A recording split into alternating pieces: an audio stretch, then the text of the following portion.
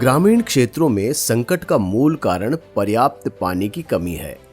विश्वसनीय सूत्रों के आंकड़ों से पता चलता है कि भारत का 68% से अधिक हिस्सा सूखाग्रस्त है और जलवायु परिवर्तन के कारण स्थिति बद से बदतर होती जा रही है। पानी की कमी खेती और पशुधन को प्रभावित करती है और महिलाओं को लंबी दूरी से पानी लाने के लिए कठिन परिश्रम से गुजरना पड़ता है। इसकी वजह से बच्चों को स्कूल छोड़ अपने परिवार के भरण पोषण के लिए मजदूरी करने के लिए मजबूर होना पड़ता है, जिसके कारण ग्रामीण परिवारों पर बहुत बड़ा मानसिक, भावनात्मक और वित्तीय प्रभाव पड़ता है। हालांकि एक समुदाय संचालित तरीका है जो सतही जल भंडारण को बढ़ाता है और ऐसे मामलों में जहां जल भौगोलिक रूप से संभव है, सकारात्मक भूजल रिचार्ज को बढ़ावा देता है।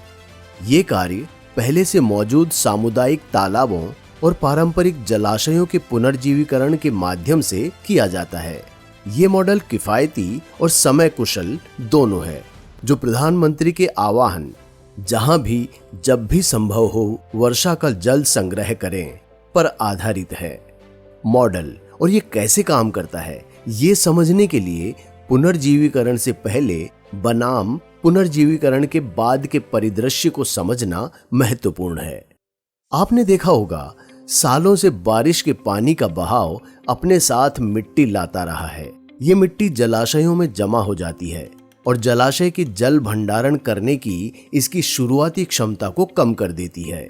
जब मॉनसून के दौरान बारिश होती है तो मिट्टी वाले जलाशयों में बहुत कम पानी जमा होता है और इनमें से ज्यादातर जलाशय गर्मियों तक पूरी तरह सूख जाते हैं। क्योंकि जलाशयों में जल की भंडारण क्षमता कम हो जाती है, तो जलाशयों में स्थित जल का भूमिगत जल स्रोतों तक रिसाव भी कम हो जाता है। इसके अलावा जब जलाशय पूरी क्षमता से भर जाता है तो ज्यादातर बारिश का पानी बह जाता है और मिट्टी जमा होने के कारण बर्बाद हो जाता है।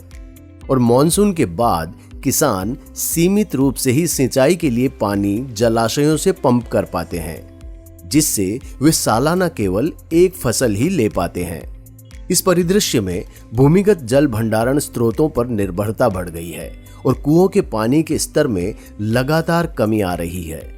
जनवरी से मार्च तक जलाशय फिर से पूरी तरह सूख जाता है, जिससे भूजल स्तर प्रभावित होता है। हालांकि तालाब का पुनर्जीवीकरण एक साध्य विकल्प है।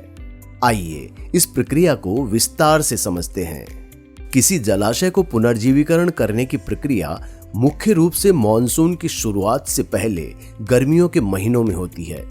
इस मॉडल के तहत किसी जलाशय को पुनर्जीवीकरण करने की कुंजी उत्खनक मशीनों का उपयोग करना है, जो जलाशय से मिट्टी निकालती है और उसे ट्रैक्टर ट्रॉलियों पर लोड करती है। इस मॉडल की सबसे खास विशेषता ये है कि किसान और समुदाय अपने खर्च पर इन ट्रैक्टर ट्रॉलियों के माध्यम से जलाशयों से निकाली गई उपजाऊ मिट्टी को अपने खेतों तक ले जा सकते हैं। ये सुनिश्चित करने के लिए कि इस मिट्टी को ढोने के लिए पर्याप्त ट्रॉलियां मौजूद हैं, एनजीओ और ग्राम पंचायत समुदाय को एकजुट करने में महत्वपूर्ण भूमिका निभाते हैं। किसानों को अपने खेतों में उपजाऊ मिट्टी का उपयोग करने से बहुत फायदा होता है और जलाशय को भी गहरा किया जाता है, जिससे इसकी जल धारण क्षमता बढ़ती है। ऐसी जगहों पर जहां मिट्टी अनुपजाऊ है, इसे ग्राम पंचायत या समुदायों द्वारा विभिन्न गैर कृषि संबंधी गतिविधियों के लिए ले जाया जाता है। एक बार जब जलाशय से मिट्टी निकाल ली जाती है और उसे गहरा कर दिया जाता है, तो ये सभी मानसूनी बारिश को ग्रहण करने के लिए तैयार हो जाता है। सकारात्मक अंतःस्राव के कारण भूजल स्तर बढ़ता है और जलाशय पूरी तरह से बारिश के पानी से भर जाता है। जलाशय के निकट स्थित कुओं के पानी का बढ़ा हुआ स्तर परियोजना के एक सकारात्मक प्रभाव का प्रमाण है। जलाशय की दीर्घकालिक स्थिरता को ध्यान में रखते हुए जलाशय के आसपास वृक्षारोपण की गतिविधि को प्रोत्साहित किया जाता है। जब जलाशय भर जाता है तो इसका प्रभाव तुरंत दिखाई देता है। सैकड़ों पशुधन और अन्य जानवर जलाशय की ओर झुंड में आते हैं।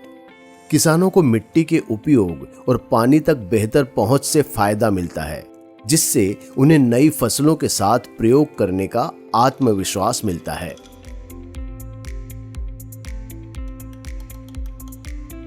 उच्च नमी सामग्री वाली मिट्टी के उपयोग के कारण फसलें ज्यादा स्वस्थ, स्पष्ट रूप से लंबी और ज्यादा विविध होती हैं। किसान रबी सीजन में दूसरी फसल भी ले पाते हैं। इस तरह जलाशयों का पुनर्जीवीकरण गांवों पर प्रभाव डालता है, जल सुरक्षा में सुधार करता है और ग्रामीणों की आजीविका को बढ़ाता है।